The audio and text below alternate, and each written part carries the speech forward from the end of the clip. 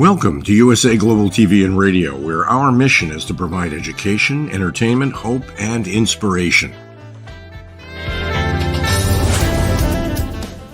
USA Global TV and Radio connects you with experts and audiences all around the world every single day to help you succeed in business and to live a richer life.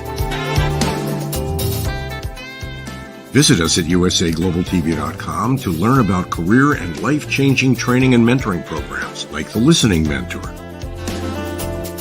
Subscribe to our newsletter to stay informed about our special programs and offers. Discover how you can become a guest on one of our shows or a host or producer of a USA Global TV and Radio show of your very own. That's USA Global TV and Radio, where the doctor is always in.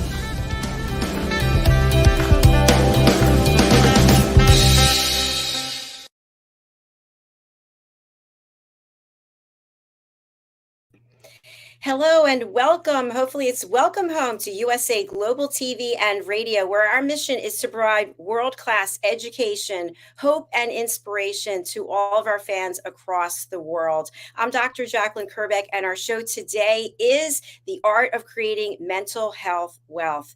Our topic is How Planting Trees Has Healed My Wounds. We have a very special guest joining us from Kenya. But first, let's welcome the star of our show, JENETTA Barry, and the Epiphany Process, also joining us from Kenya. Hello, JENETTA. Hello, Dr. JACALYN. Again, very special to be with you again. And welcome back to our viewers and listeners for another insightful, heart-opening show today with somebody who's very close to my heart, means so much to me.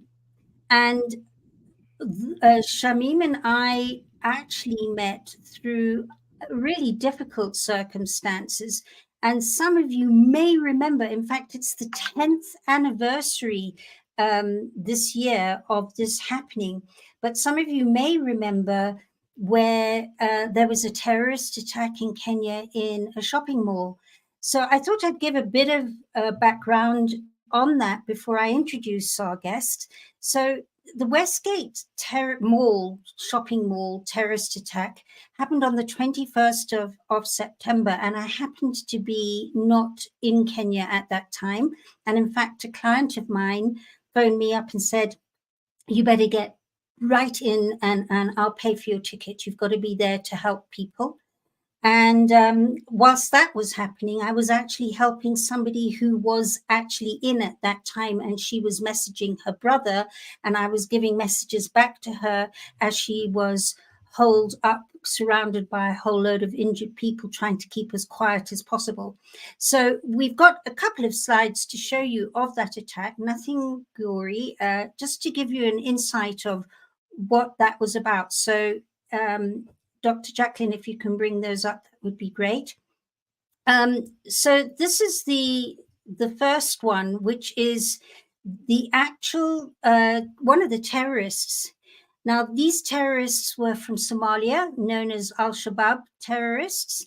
And they just came in, they threw hand grenades, and they shot people at point blank range. They came through the Art Cafe restaurant and went through. And here's another shot of them. This is them in the supermarket, and eventually they hold themselves up in the back of the supermarket, and the attack eventually ended by them doing that.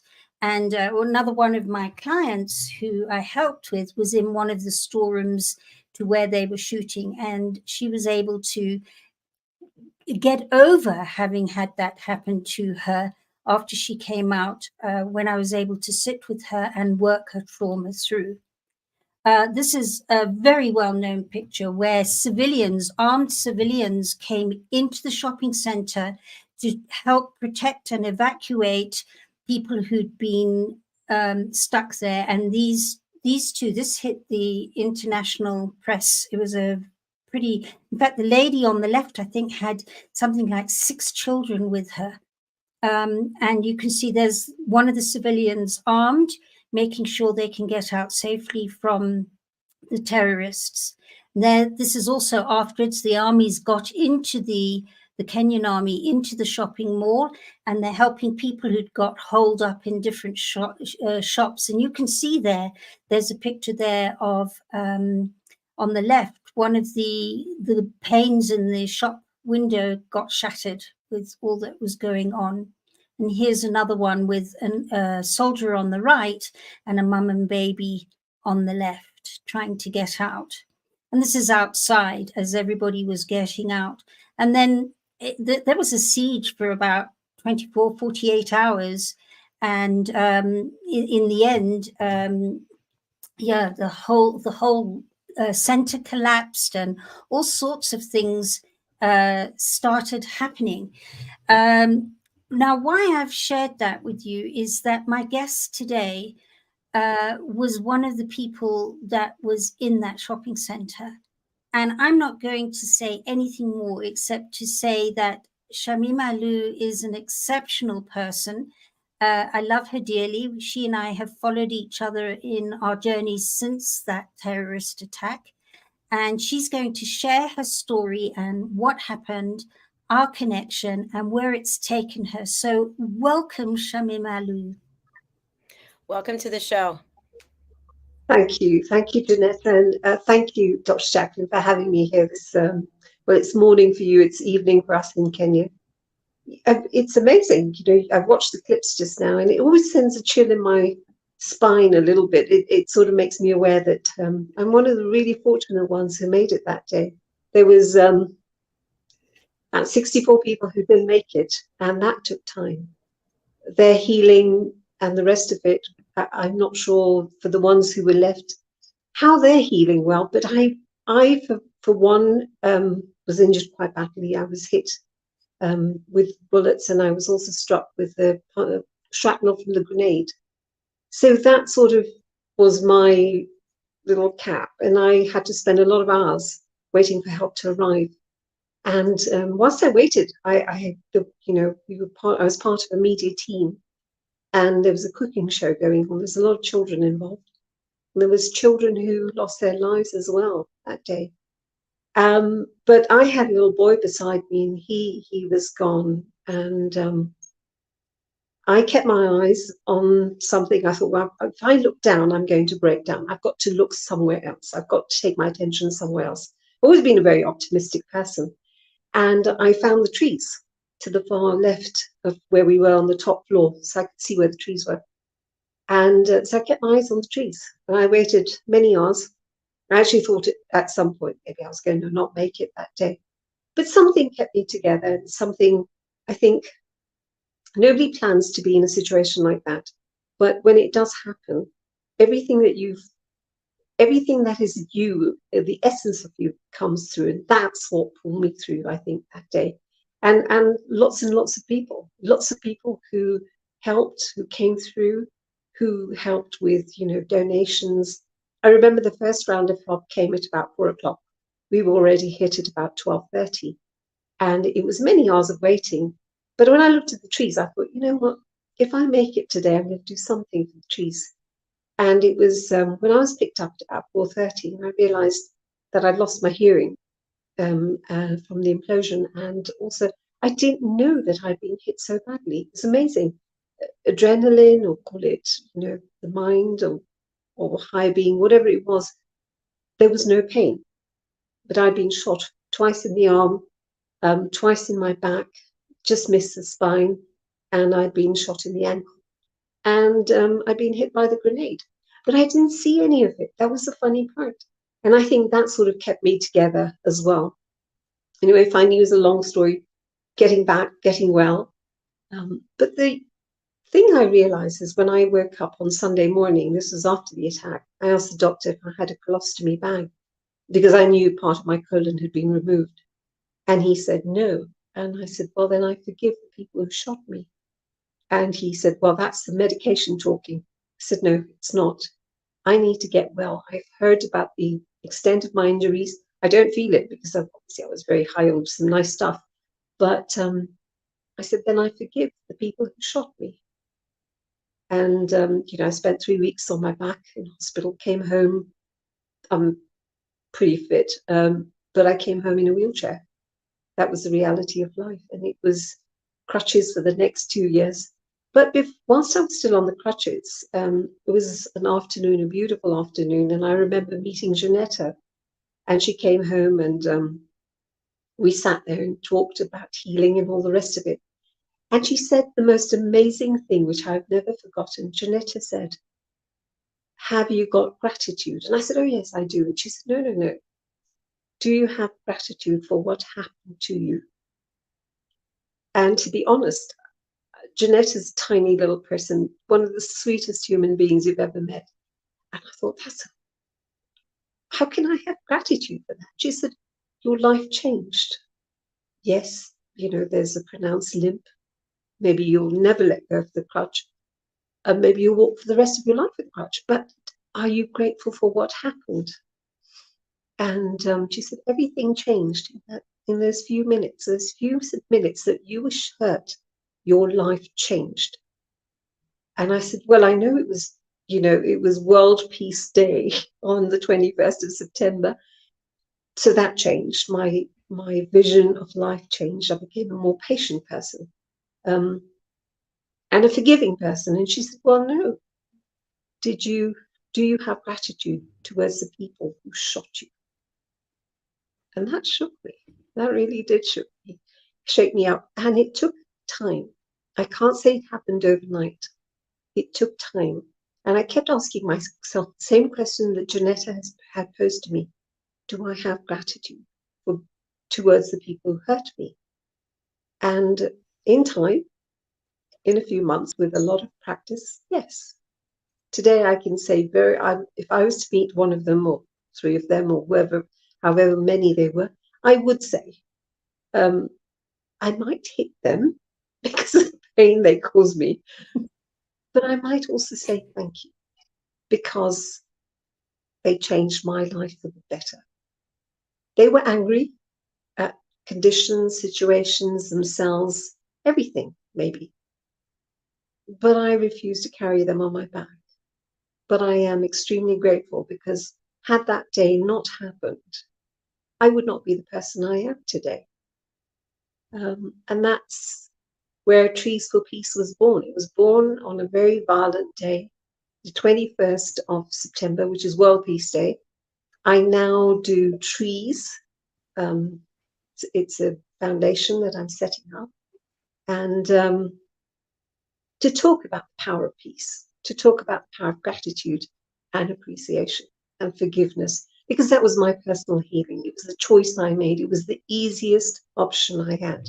And that is the option and the road I took. And I thank JENETTA for having walked that path with me. And here we are, 10 years on. Such a special, incredible story. I'm just really moved to tears. Thank you, Dr. JACALYN. Thank you. I would love for you to share with us, because that's such a powerful question that JENETTA posed to you, that I'm actually taking that in myself and thinking about various things. What was your life like before this happened? So in other words, when you look at you're grateful for the change, what was the profound change that took place? Dr. JACALYN, I think, I've been in media, I've been in art for many years. Media, obviously, a very glamorous job to be in. But I think somewhere, I'm born on the 2nd of October with Gandhi, so I always thought, I was the greatest peace ambassador. But the reality is that my message was not strong enough. It was not powerful enough. Today, when I talk about peace, I can stand up and I can say, if you don't find that strength to be peaceful with yourself, in your own heart, you can't share it with the other people. And you have a chance of ending up with scars like mine. I'm extremely fortunate that the scars are there, and I carry them like my badge, because I think that changed. I became a more patient human being. Little things don't irk me anymore, which they would have, small things. I don't sweat the small stuff anymore. It's like, it's fine, it's okay. It's another day. We get through it. Anger. I don't prescribe to anger because I know what anger did to me. But we all do get angry. I only allow myself the luxury of a few minutes of anger. After that, no more. I can't carry it anymore. So that's my journey. And yes, trees, I think, I'm very, very passionate about, because they did that day, looking at the trees. I've always been very strong with the environment because I grew up on a farm. But that day, the trees actually did stand in, and they, you know, they were the only thing that I could look at that kept my focus on something positive. And I think I can find positive in anything, but that particular day was hard to find it. But the trees did it for me. You know, Shamim, I remember when we did meet up and we had our session together, there was quite a lot you did talk about. The fact that you could see the trees because you were on top of the building with this cooking demonstration with East FM radio. Right. And yeah, and the fact that you could see those trees when most others were underneath, although all those people in the cookery demonstration got really severely affected. In fact, before I go into the next thing I was going to say, one of the things that astounded me when I worked with people who had been on the top, how they said there were babies in arms, and the terrorists went away and then they came back again. And then Correct. the babies, everybody was hiding behind cars and things so they couldn't be seen. And those babies were dead quiet. They didn't, they knew to keep absolutely quiet. It was the stillness of the day, of the moment, that I never forget. Even now, I can feel the temperature on my skin and the stillness of that day, that afternoon. It was incredible. Yeah, quite something. And I also remember you mentioning you'd lost your mum the year before, and Actually, I lost my mum. It was that year. Yeah, it was the same. And it was the same year. Yes, and you mentioned something very special that happened whilst you were looking at trees too. And I'd love you to share this with people. We lost Mum in January of the year 2013, and I'd just come back to Kenya. Mum passed away in the United Kingdom, and it was a journey. It was, you know, she battled cancer. She never said she battled cancer. Mum said she lived with cancer. She was given prognosis of 6 months, and Mum pulled 12 years. So, you know, we're very grateful. And her strength, I think, resides in all four of us. We're 4 siblings. I'm the eldest in the family. I have a brother and 2 other sisters.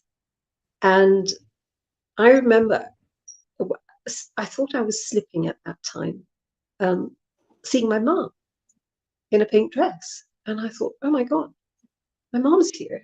Mom's here. And then I think that is something that gives you that moment, whether you call it faith or hope or whatever.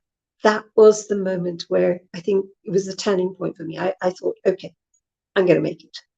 I might not be able to walk and crawl out, but I'm going to stay where I am. And I'm going to stay exactly where I am. I'm not going to move. But what I did do was I wrote my name on the car that I was against, and wrote my name and put my phone number down, because I'd given my handbag to a friend to take away. And then it was really hilarious, because weeks later, when one of our friends who was part of that team came and saw me and said, you know, it was full of drama, Shamim. So I didn't expect that from you. And I thought, oh my God, did I scream? Did I yell? What did I do that was wrong? And he said, you wrote your name on the car. He said, I knew exactly where you'd be. And I said, well, I thought if I kick the bucket, then somebody should know who's lying there. And he said, that is funny that you think of things like that in the moment. And I thought, well, but it's truth. I had no identification. Who would know who I am? Well, maybe they would. I've been on media for a while. But I just wanted to be sure that whoever found me wouldn't have to struggle. You know, they'd know, okay, this is the number to call, and this is the person who's gone. And I think when we can be light about life, generally, then in an adverse moment like that lightness comes into play. Absolutely. You know, I sense this incredible lightness and brightness from when we met backstage. I had no idea that this such a heavy, depressing situation that could be just take somebody with anger for the rest of their life and then go ahead and spread that anger out into the world. And yet you're so light and bright and beautiful. So I really commend you for the work that you've been doing. And we've got Thank several you. comments, by the way. I'm just going to spotlight this from George. Hi, George. So good to Yeah. have you with us. George is also in Kenya. And he writes, this is terrific, Jim. I'm glad that you've used the tragedy of the Westgate to champion peace innovation. Yes, this is emotive, Dr. JACALYN and JENETTA. Thank you, George. Anything you'd like to say to George, George? well, by the way, Shamim, George is in Ongata Rongai. So he's in Nairobi, and he and I are meeting up next week, and he's been on some of the other shows that Dr. JACALYN has done. So it's a pleasure to introduce you both. So Thank thank you. you, Thank George. you. Thank you. And did you say there was some more, or is They're that from it? George. Yeah, they're from Dr. George. So. JACALYN. Okay. So, Shamim, you know, when you realized what it is that if the terrorist hadn't attacked you, what would be missing in your life now? Apart from the obvious, which is your trees. Well, the trees would have still been there. They might not have been trees for peace, but the trees would have been there. But the one thing that I am doing is that I'd seen a photograph of a double amputee on Everest. He's a double amputee Sherpa, and he was photographed at the Everest base camp.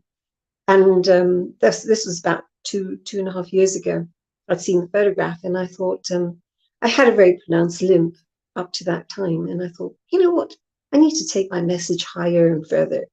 And the highest point in the world is Everest. I know I can't summit because I had a collapsed lung when I was shot. But what I can do is maybe attempt Everest. And I came out and told my family, I'm going to Everest. And my brother said, well, let's try the stairs first, and then let's talk about Everest. And here we are, and I've lost the limp. I've got stronger legs, which I never really planned on having. Everest wouldn't have happened. And I think I joined Rotary. I'm an active member of the Rotary Club and the Environmental Rotary Club, all the things which came into play. And I think generally I've become a kinder human being to myself, because often we're kinder to others, but not to ourselves. We're very critical of ourselves. And I used to be extremely demanding on myself. Everything had to be perfect. And media demanded it, radio demanded it. I worked as a voice artist, and if my voice wasn't right on the day, I would get so upset and so frustrated. And of course, the voice went worse. Now I've realized, calm down. It's fine. If it doesn't happen in the moment, it'll happen tomorrow. It doesn't happen tomorrow, it's fine. People accept you for what you are. I've stopped striving to be a perfectionist. I enjoy myself a lot more. I've simplified life. It's got expensive taste, I do admit that. I'm guilty of that. But the little things in life. I was nil by mouth for about 4 days in hospital. And I still remember the first cap. They gave a tiny little cap of water. That was the best water I've ever drunk. And even now, when I've had a bad day, I think, poor me or why me, all these crazy things that we think about, I drink a little bit of water and it takes me back right where I was. That first drink after 4 days of being nil by mouth, and everything becomes easier to deal with.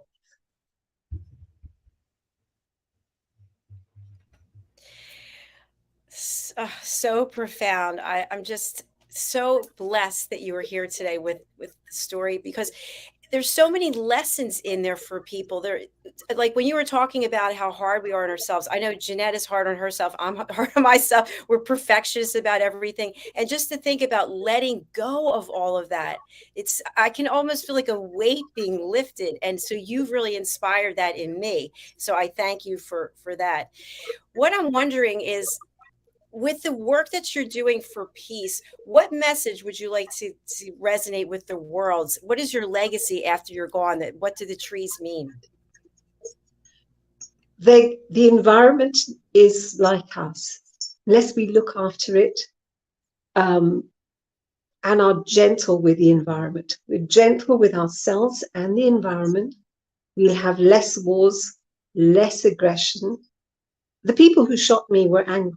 They were angry people. You don't pull a trigger because you're a happy person. I've never seen a happy person shoot somebody else. Never. It's always anger. And I think that's something that we've got to really train ourselves to be less angry. And that's how I hope people will remember me for. That, you know, they can think of me and think with a smile, or think with gentleness, or, you know, look at a river or the mountain or the trees and think of me. I think that would be my legacy. And be happy with themselves. That's crucial. I applaud that. That's a beautiful legacy. Thank you. Thank you. And in actual fact, we've got Shamim's website, the Trees for Peace website, to have a look at. And do you want to explain it a little bit to us, or is it as it is? I think it is good as it is. I think people will. The difference is one thing that did happen between that photograph and now is, I believe this is what happens when you've been through a traumatic incident, is you lose the color of your hair. So I started coloring my hair to keep it dark, and then I realized that wasn't me anymore. That girl, person, lady, whatever. I'm 62 now, and I thought, well, you know what? I'm going to allow my hair to be as it is, and I'm enjoying the silver hair. And I think that's a transformation. That is me allowing myself to be who I want to be. And Trees for Peace is my walk in life. It is, and I hope that many people will walk with me. I'm writing a book. Hopefully it comes out soon. The book is called The Everest Within My Heart, because we all have great mountains to climb. Some, you know, mine's an actual mountain, hopefully, but people will be people every single day. JENETTA walked a huge mountain. Dr. JACALYN, I read about your background, and you know, you're doing an amazing thing with what you're doing. That's a mountain in itself. So we all have these mountains, what I call the Everest within our own hearts. And I hope that resonates with people around the world. Absolutely. By the way, your hair is beautiful. I was thinking that when I met you backstage, how stunning it is. Thank you. Thank you. It really is. I think silver hair is very striking, and I did exactly the same. I also went grey overnight, and now I'm just so happy with my hair as it is. So very, very happy. Oh, there's a picture of your dad and mum, Shamim. I've met your dad, not your mum.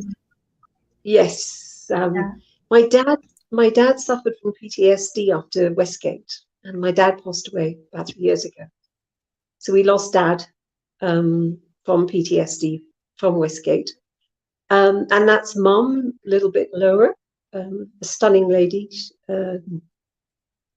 very full of life, and the most amazing human being you've ever met was my mother. Both my parents did a lot.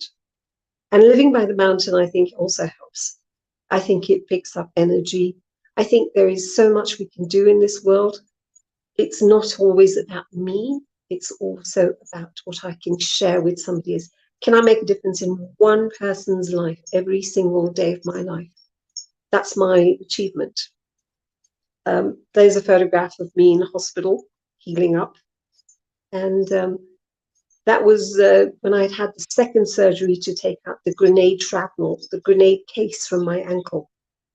So that was a big moment, a very big moment for me, getting better. But I actually thought I was going to lose my leg. It was so badly infected.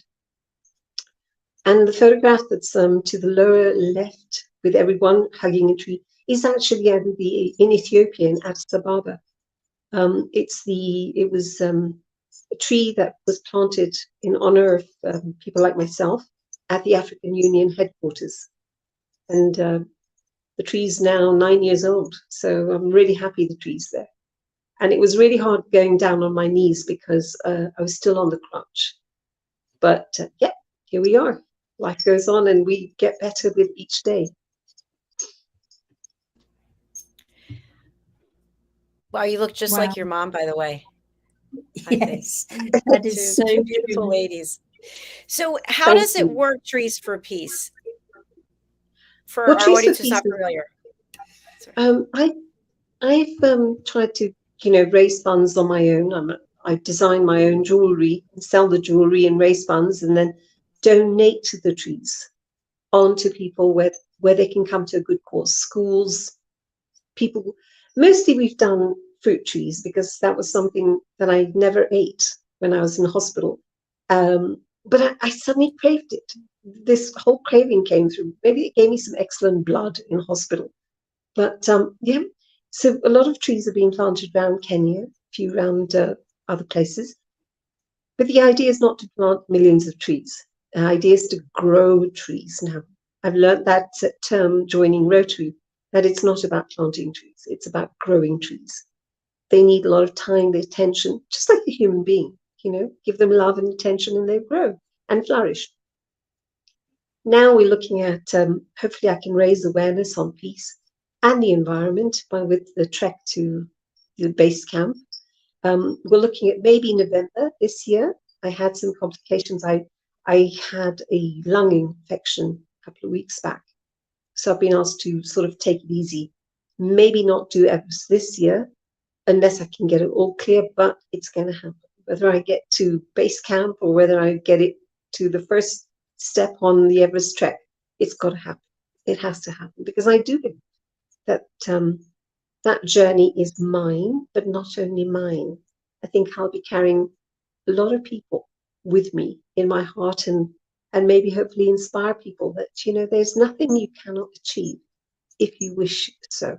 I look at Jenetta's story and, when Jenetta was telling me about Jenny, and it shook me that, a parent to go through that. And I now associate with it because my dad struggled with PTSD from just having seen me, weeks in hospital, having pulled my car out, going in there and listening to people's trauma. And he'd ask me every day, how are you today? And I'd say, I'm fine, absolutely fine. And he'd say, but the doctors are saying it's something else. And I said, well, the doctors don't know what's going on. It's fine. But I was saying it's fine because of my father. I didn't want him to know the reality of what I was going through. And so that's my journey. And I think the Everest is just part of the trip. I think that's a journey in my own life. But I think a lot of people strive to do something different. My biggest moment was becoming a skydiver, an accelerated freefaller in New Jersey. And I realized that was that point. I can't skydive anymore because I won't be allowed to. But walking, we all walk. Some of us walk physically, some of us walk mentally. But the walking is what's driven me and is driving me, and I hope it can drive other people to achieve their dreams. It's not about a big mountain. It's the little steps towards becoming a better version for yourself. That's the only way we can change the world. So well said. I've always been fascinated with trees, especially when I'm in Florida. There are these huge trees and the roots just spread and spread. And then you have people complaining about how these man-made paths are breaking and cracking because the roots are growing. And I think, wow, they were here first, right? And they withstand so much. And they're here sometimes for 100 years and more. And so I feel like if we could be more like you, if we could be more like the trees, what would our world be like? Well, I think the trees would teach us to be calm. And I think maybe that comes with age, but I think also things that, you know, our children get exposed to. I don't have children, but I've seen children. And when I remember children talking about killing the people who shot me, and I thought to myself, oh my God, why would a child want to do that? Why would a child want to walk that path, which is of anger and hate? And I realized what it was. Our children are exposed to so much anger and aggression, even in the homes. Turn on the television, what do they see? So as adults, you know, something fantastic, I don't use that word at all. People would say, oh, that's mind-blowing.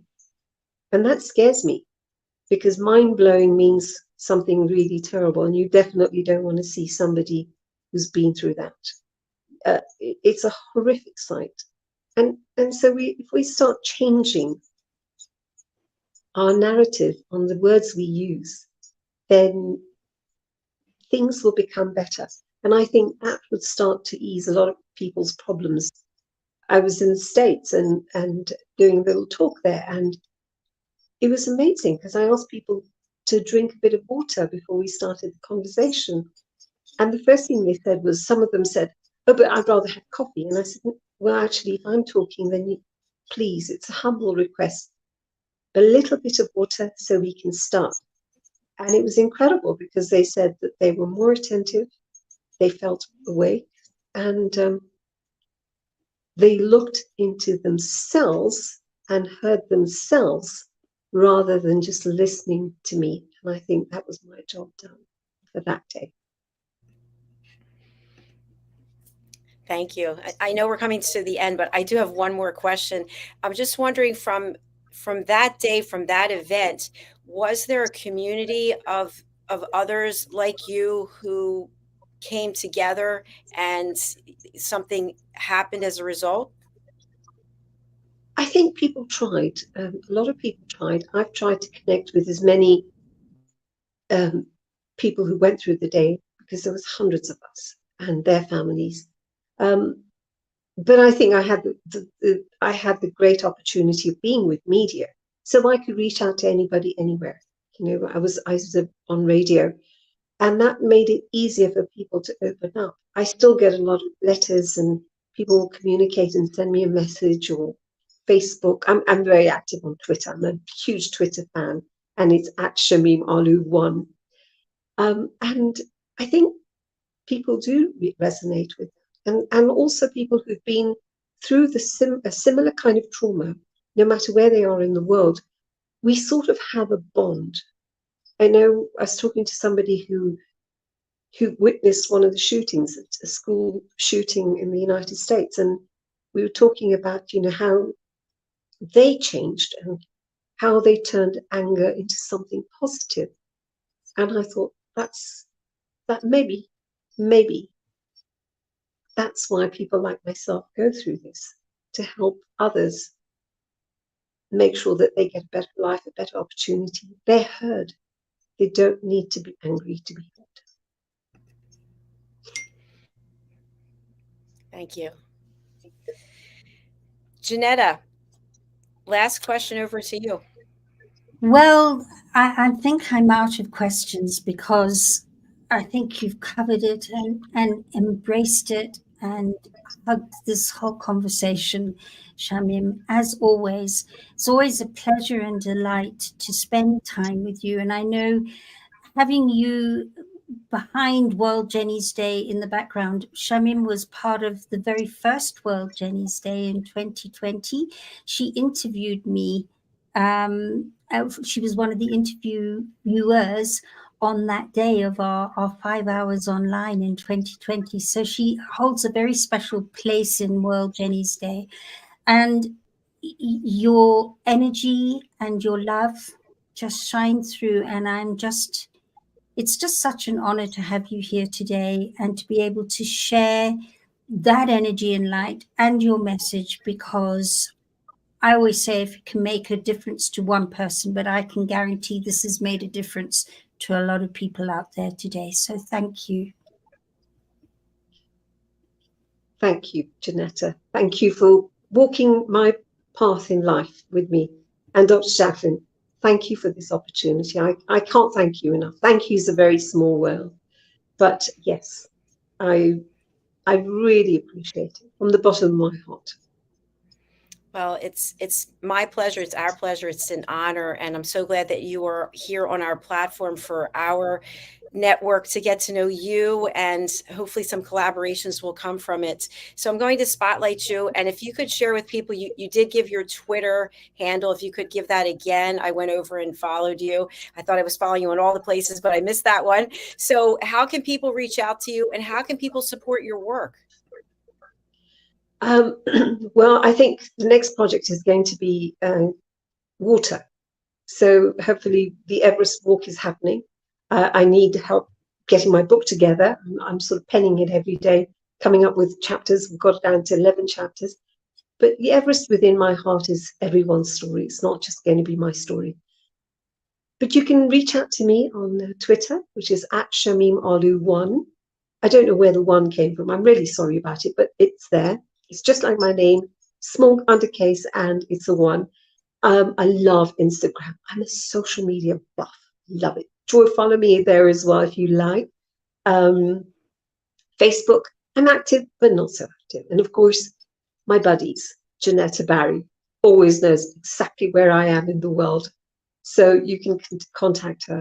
And let's stay together. And let's do something special, both for USA Global TV and Radio and JENETTA's Jenny's Day, because that's what humanity is when we reach out towards each other. Thank you. Thank you very much. And we hope you'll come back on some of our other shows. Planet Earth would be a great one, and the Corner Bookstore when you're finished writing your book. So we want to continue getting that beautiful, radiant love and energy that you're spreading here today. Thank you. Thank you.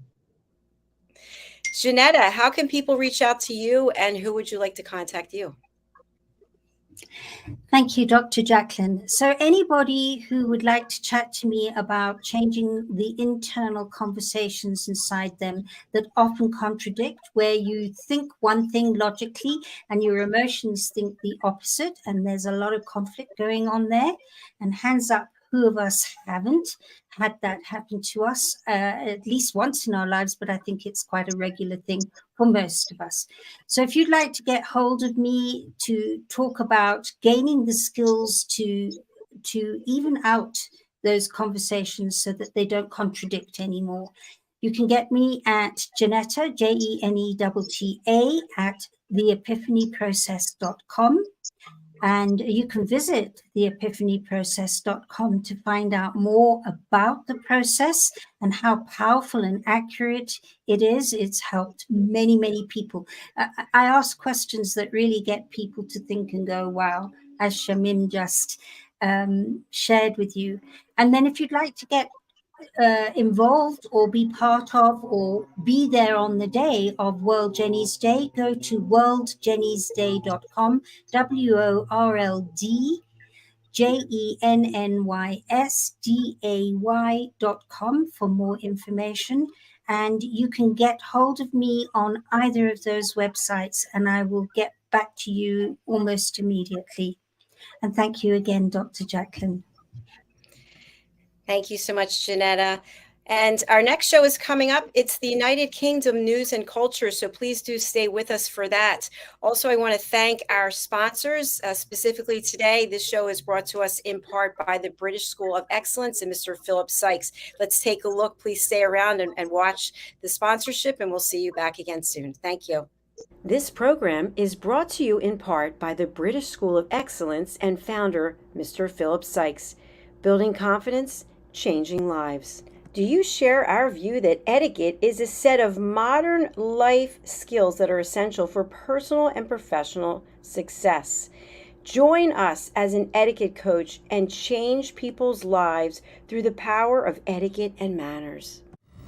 The last few days have been really amazing. I had a trainer course from the British School of Etiquette. And I must say it's been one of the best decisions I've ever made and one of the best investments I've made in my own training and development.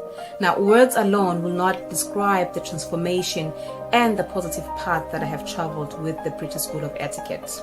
I found really, I learned a lot from the lessons this time I came. The last few days with the British School of Etiquette have been fantastic.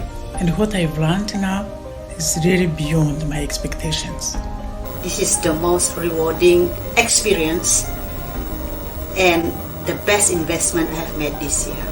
It was just great. I learned so much, and when I go back to Belgium, I will incorporate a lot of it into my day-to-day life and business. It's been absolutely wonderful for the whole week that we were here. I feel transformed, and I feel like blowing a trumpet and tell people, come and do this school. This class is the best. This is the best school ever. You should take it. It will change your life immediately. I am now able to teach other people how to bring the best of them. Thank you. Thank you, BSc. Thank you. Thank you so much. Thank you. Thank you to our clients for their testimonials on the Train the Trainer program. Our exponential and global growth is so significant that we've evolved from the British School of Etiquette to the British School of Excellence, where we're investors in people. Let us invest in you and your career. Contact us to become an etiquette coach. Go to thebritishschoolofexcellence.com.